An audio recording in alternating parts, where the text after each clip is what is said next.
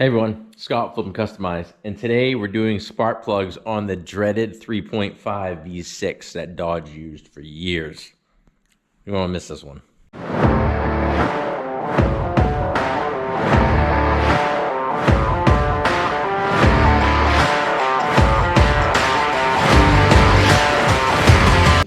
These videos are not for the professional mechanic. They're more for the guys, the do-it-yourselfers.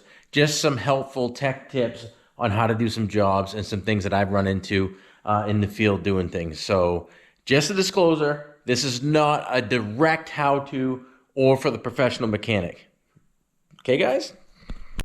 All right, this is probably going to be our last episode that we film in our old shop. I mean, we'll still have this, but we're going to be moving into the new shop, and I can't wait because I'm so excited, and we're kind of working like, half in here, and it's terrible.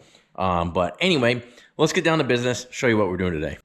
All right, this is our 2005 Dodge Magnum SXT with the 3.5 liter V6 in it. We chose to get the V6 because we wanted something to run around and still get decent fuel mileage, although we haven't so far. It is a rear-wheel drive car. I picked up a set of 20-inch SRT wheels off a 2011 Challenger, and it dramatically changed the look, so I'm loving that. And we still got more stuff we're going to do to it. But today we're doing the spark plugs because the maintenance on this car has been done like impeccably, and I have all the receipts, and it's a one-owner car. It's just over 100,000 miles on it. The one thing I can't find is that the spark plugs have ever been done. So if I had to guess, they weren't done because, as you can see, this whole intake right here has got to come off. It's a V6, so the 3 plugs on this side, easy peasy to get to. Oh, I say that, but one's not. The ones on this side, completely impossible unless you take this off. So I'm going to kind of give you a once-over and let you know what's involved to replace the plugs in this, because a lot of times people don't do it, and they don't want to pay someone to do it. So plugs stay in these cars for as long as they will run, which obviously is not good. All right, guys, before you get started on any project like this engine compartment is actually really clean. This car is super clean, but they're not always like this. Take some compressed air and blow it off because it settles in everywhere. And you start taking screws out and opening access areas and what have you. You don't want dirt getting in areas that you don't want dirt getting into. But in order to get this plenum off, the dipstick tube, we're just kind of going to push out of the way. There's a couple brackets right here. Let me turn my light on so you can see a little better. Okay. There's a bracket with a nut there. There's another one there. There's miscellaneous electrical connectors on this thing that we want to disconnect, obviously. The intake itself, it looks like for whatever reason, there's a nut missing here. There's a few hoses on it and a few more clamps in the back. And I believe 6 or 8 10mm screws on the top. So I'm gonna go ahead and blow this off and then start taking it apart and kind of show you where the plugs are at.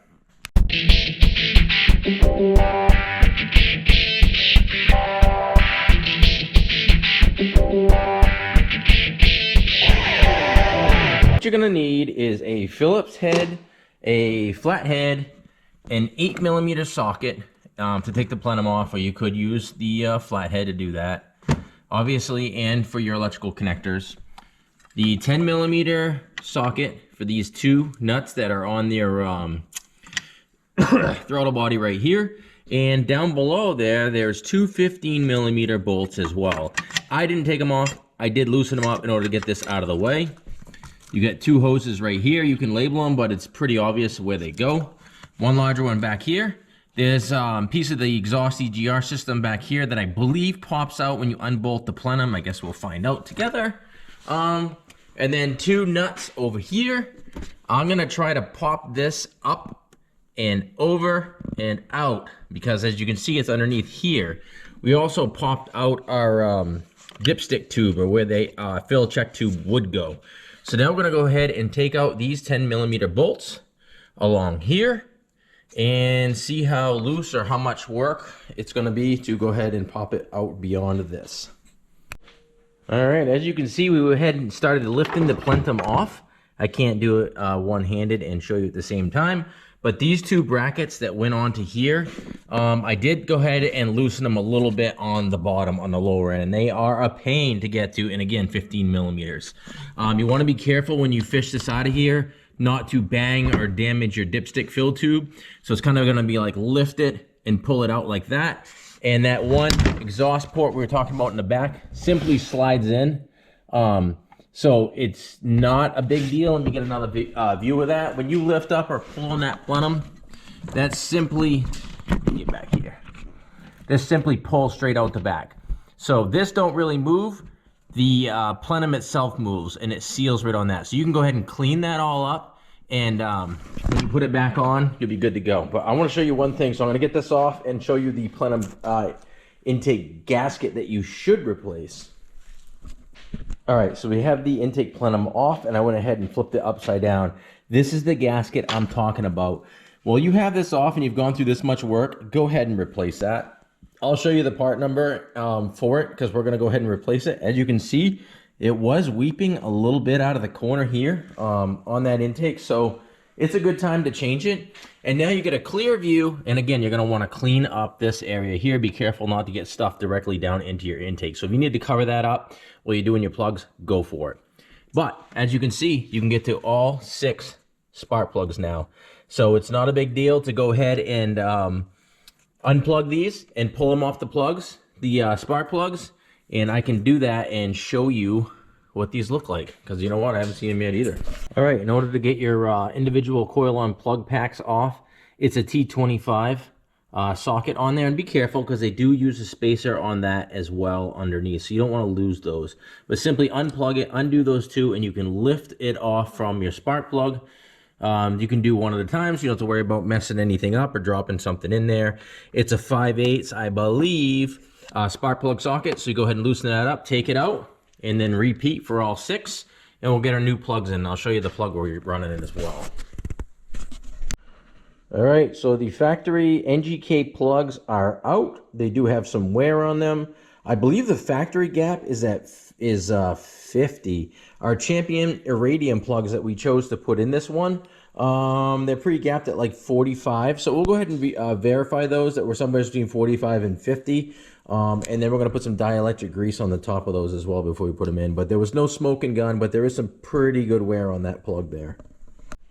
All right, you always want to take a good look at your spark plug boot. Now, this being a coil-on plug, it's a direct connection, but you still want to inspect it. Look for cracks and look for signs where it has been arcing or burning through. Typically, you'd get a misfire code on this, but it's worth a look.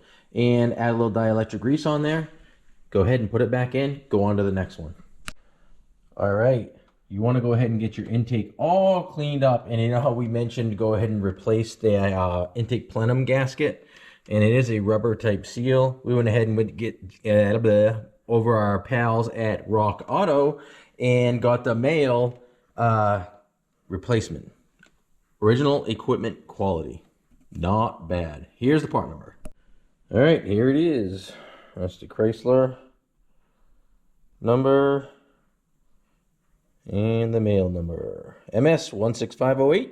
And there are other companies, manufacturers out there, but this just go ahead and it just presses in. So you just poke it out with a pick or whatever and slide the new one in. You go ahead and clean this up here. It's also a good time to take, if you get the port to your EGR here, clean this port out, wipe this all up, add a little grease to the seal because it's going to make sliding the intake back on a lot easier.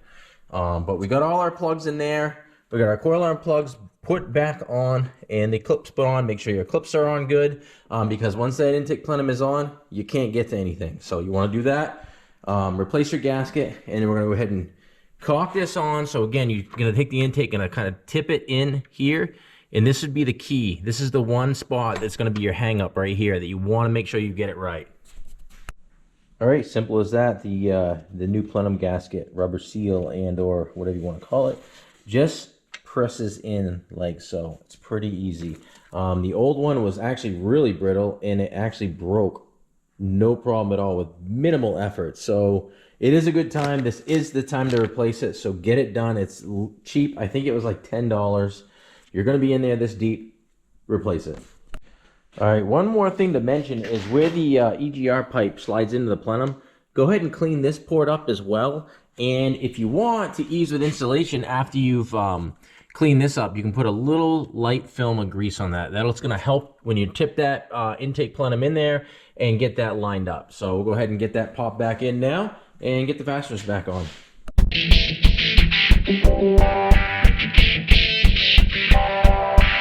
And as you can see in the time lapse there, you really have to kind of lift this plastic out of the way a little bit and get that plenum in there.